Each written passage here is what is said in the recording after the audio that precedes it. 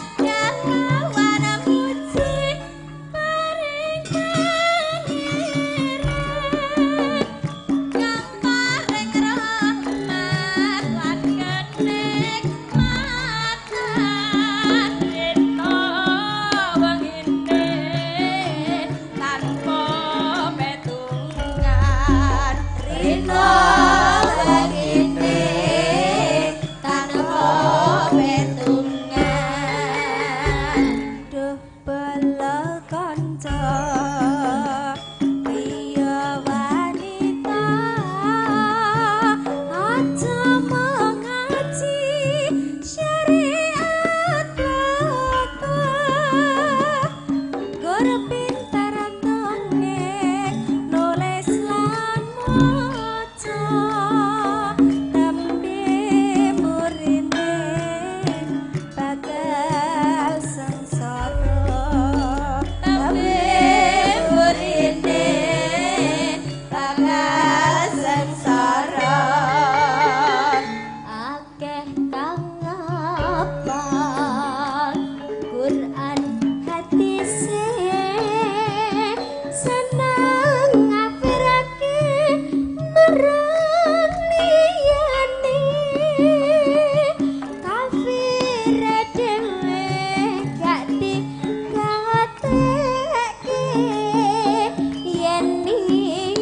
kotor ati akale yen isih kotor ati akale ya Rasulullah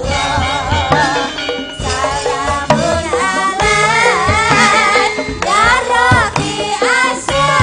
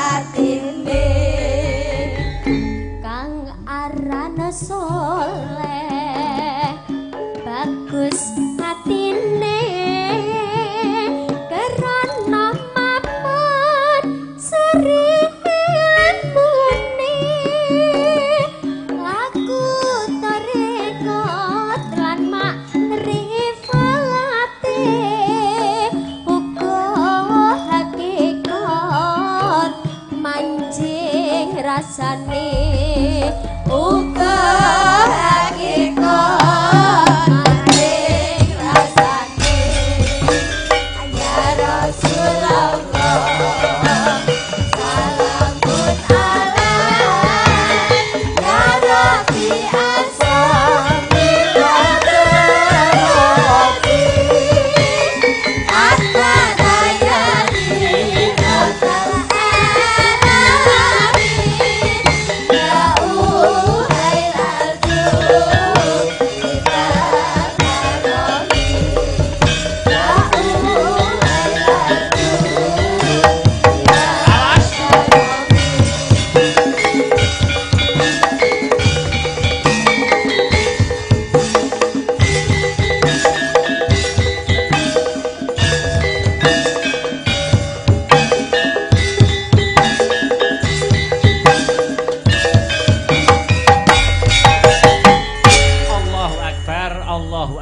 Allahu Akbar, la ilaha illallah wallahu akbar, Allahu Akbar walillahil ham.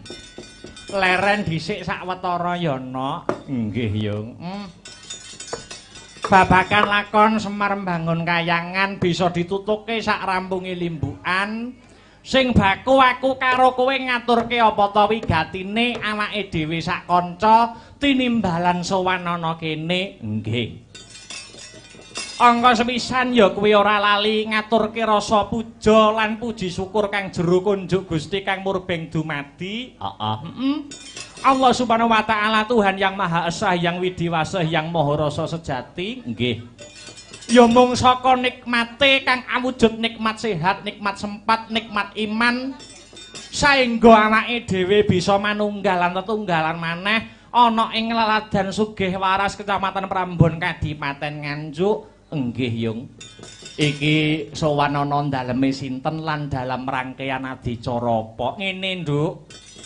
Iki aku lan kowe sowan ana keluarga besar Bapak Haji Eko lan Ibu Hajah Asih kanthi acara ya kuwi ulang tahun pernikahan utawa anniversary ke-27 tahun. Oh ngono. Iya, Tur anggone mengarungi bahtera rumah tangga, keluarga besar Bapak Haji Eko iki wis pinaringan kanugrahan siwi utawa anak telu cacahe lan pinaringan momongan siji wujude putu. Alhamdulillah. Pranyata keluarga besar Bapak Haji Eko lan Ibu Hajah Asih termasuk keluarga sing bahagia, keluarga sing sukses bisa dadi patuladan tumrap anak putu ya. Anakku limbuk tenan kok. Apa maneh Bapak Haji Eko kuwi priyayi sing sumbut lan sembodo. Kok ngono? Anggone nimbali awake dhewe sak kanca babar blas ora ngrembug babakan prebeya. Oh ngono. Wis pira wae sing dadi kebutuhane kanca-kanca disembadani. Oh ngono. Karo Bapak Haji Eko. Kabeh mau demi suksese lumadine ngadicara bengi iki. Wah, tenan kok Yung. Wiwit sore aku ya ngrasake pasugatan sing banyu mili, suguh gupuh lungguh aruh ora nguciwani. Anggone ngrangkul kanca-kanca Astabrata wis kaya dudu karo wong liya. Iya, Nduk, heeh. Bapak Haji Eko iki kagungan usaha ya kuwi Ude Kurnia, Nduk. Ude Kurnia. Bergerak di bidang apa, Mak? Ude Kurnia adalah sebuah perusahaan supplier khususnya besi tua yang diterima dari berbagai penjuru Nusantara dan akan dikirimkan kembali ke perusahaan-perusahaan metal yang akan didaur ulang dan dijadikan kembali besi baru yang siap pakai. Wah, hebat. Elok, Nduk. Ude Kurnia pimpinan dari Bapak Haji Eko Syahroni kuwi berlokasi di Ruko Graha Tirtaraya 1 nomor 20 Maru Sidoarjo. Dene gudange mapan ana pergudangan Safe Unlock Kavling 3253 V1 Sidoarjo. Wah iya. Dadi awake dhewe ning kene nderek nempil utawa ngalah berkah kesuksesane Bapak Haji Eko ya Mak. Tenan kok nggir. Mula wis sak mestine yen awake dhewe ngaturke panuwun kang tanpa upama kunjuk keluarga besar Bapak Haji Eko lan Ibu Hajah Asih kang wis menehi kapercayan kanggo awake dhewe sak kanca paring lelipur ana Laladan Sugih Waras Kecamatan Prambon Kadipaten Nganjuk sowan komplit. Alhamdulillah sowan komplit. Kanca-kanca saka Asung Panggonta Brataning Kautaman disingkat Astabrata. Oh iya. Aku melu taunan kok lagi ruh singkatane iki. Tak delikke kok. Tidak ada siaran ulang. Gamelan wayang nggawa tekan omah. Heeh. Nggih iki ngiras-ngirus uga halal bihalal ya Mak. Dasare isih nuansa lebaran. Heeh, Nduk. Iki halal bihalal ya kuwi nglumpukke balung pisah. Dasare halal bihalal kuwi dipopulerkan dening Kyai Haji Wahab Hasbullah ana ing era revolusi pada tahun 1948. Iya. Tepatnya berada di pertengahan bulan Ramadan. Insinyur Soekarno memanggil Kyai Haji Wahab Hasbullah ke Istana Negara untuk dimintai pendapat dan sarannya agar dapat mengatasi suasana politik Indonesia yang tidak sehat waktu kuwi. Oh ngono.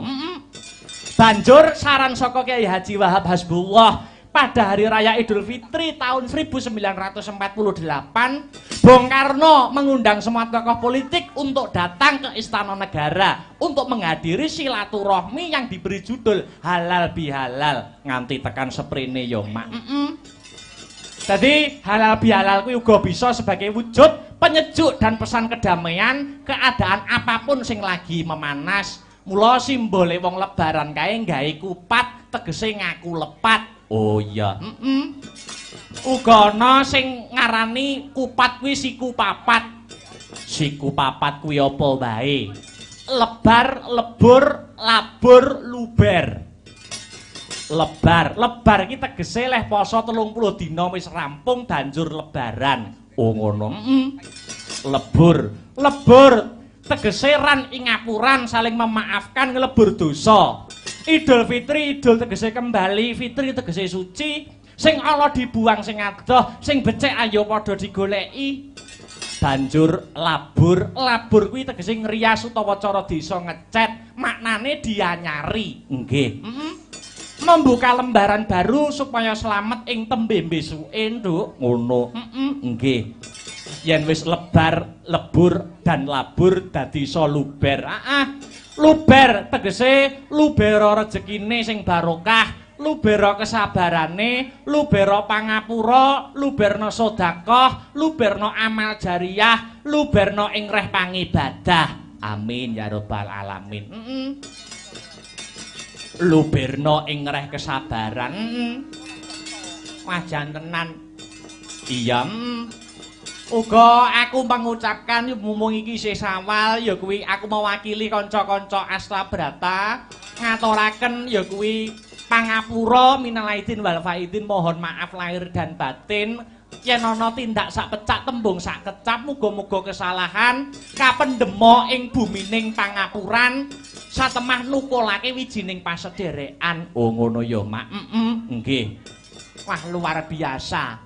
Uga aku ora anggur njaluk sepura karo para penonton, karo para pamirsa pecinta seni dan budaya. Oh ngono. Ning aku uga njaluk ngapura secara pribadiku, karo kanca-kanca rekan kerjaku Astabrata. Mergo lagi iki pethuk bar lebaran. Oh iya, lagi pethuk ya ning panggung ki mau. Oh ngono. Aku njaluk ngapura sing kulino tak sentaki, ya. Sing kulino tak seneni, Apa ana lho piye to? Iki sing gerong kuwi sing tak sentaki paling sering kuwi. Oh, Mas Heru. Heeh. Apa rakelingan taun kepungkur? Heeh. Nalika awake dhewe ujian tugas akhir ana ing kampus. Apa? Kuwi latihan ning omah. Heeh. Heru rawani ngandani aku, wanine ya kuwi ngandani sing iso ngepek rasaku, cah kramat jenenge Paris. Oh ngono. Heru muni, Tris omong ngono, Akbar ya aja oleh nesu-nesu. Engko nek nesu-nesu malah pentas tugas akhire cah-cah ngedon omong ngono. Mosok Akbar nesu, loh wingi rabine Mas Iqbal ning gedung wanita aku meh dibualang mangkok. Apa ya? Lah piye rabiku rabine Masku. Rabine Masku. Mas Iqbal Fajar Alam ana ing gedung wanita. Gedung wanita iki kan tanpa EO, kersane ibuku ki wis pokoke diurusi karo dulur-dulur, karo anak buahe Humas. Lah aku nak bingung to nak, ya nyampa tamu ngalor kidul karo widul. Lah kok Mas Heru ki foto Mas. Foto sapa ngon? Minggat ora? Rombak bualang mangkok kowe kok. Minggat ora? Yo. Lah ya. Iya, wah kuwi urung liyane. Kuwi adit sing nata lampuin nemen malahan. Apa ya? Tak suwentaki ning Semada kae jan. Lah piye to? Wayang tancep, wayang renek apa-apa lampune kaya rumah sakit hantu lap. Ijane nek apa ya. Lah ya. Ya wis ora dadi ngopo, sing penting rani ngapuran. Gusti Allah wae ngapura umate yen umate mau njaluk pangapura sing tenanan ya wi utawa sinebut taubatan nasuha. Godhong tela bisa gawe lega, napa manungsa samaning manungsa kok ora bisa gawe lega.